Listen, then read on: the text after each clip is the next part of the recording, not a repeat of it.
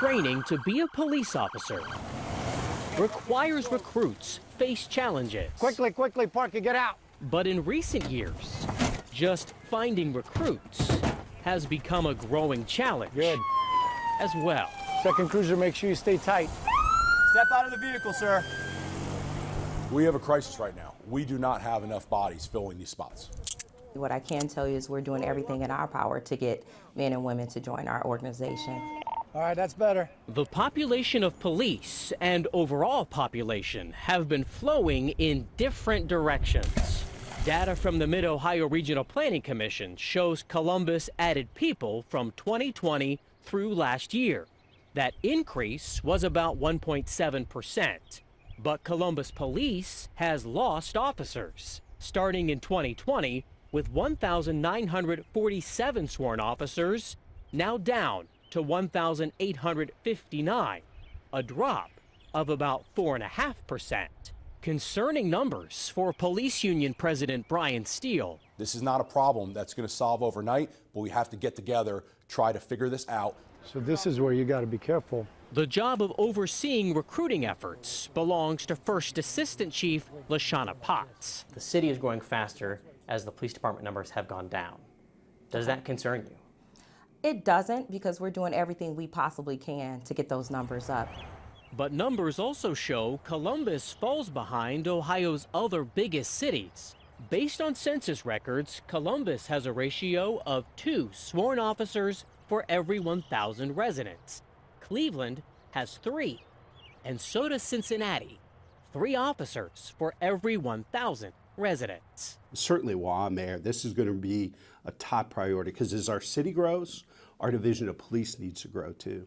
Mayor Andrew Ginther promises continued funding for an extra annual recruit class. So this year, again, there will be 3 classes with a yearly goal of 150 recruits. Our hope is by the end of next year, we'll have more officers than we've ever had before in the city's history. The mayor has said he wants to have more officers on the streets than ever before by the end of next year.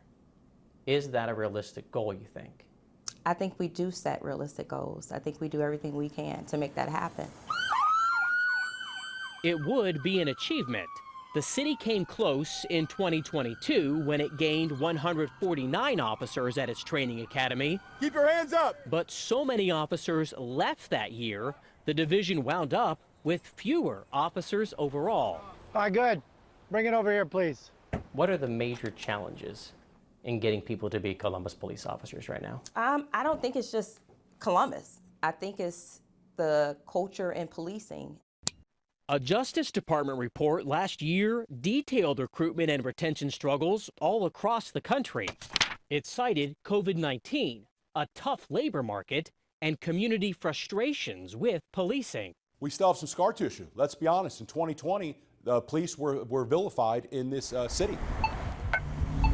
Columbus hit a crossroads, the police union believes, downtown, with the racial justice protests following the death of George Floyd. Black Lives Matter! And the push for major reforms within CPD, championed by Mayor Ginther. Racism exists, and police brutality is a manifestation of that racism. Do you think the conversation you had publicly about the division of police and racism has negatively affected the number of officers within the Columbus Division of Police? I don't think so, and I think that's, I'm really proud of those comments. I stand by them. I think the people of this community understand that systemic racism exists everywhere. None of us want another 2020, and so it's up to us as an agency to make sure that we follow best practices when we're talking about policies and procedures. Potts says the division has increased recruiting efforts by starting one-day hiring events, growing its cadet program, and accepting applications all year. And there are signs of progress. Good job. Last year, for the first time since 2020, CPD did gain more officers than it lost. This is an honorable, outstanding job, and the overwhelming amount of public does support us. It's important that young recruit coming in, we just have to convince them of that. At the end of the year, this will be a successful recruiting year for you, if what? if we have more men and women in our ranks. Any number, any increase? I think anytime you can increase our numbers is a win. So would I love to have 150? Absolutely. But I'll take a solid 80 or 90 any day. There we go. A challenge that rolls on. On your side, Mike McCarthy reporting. You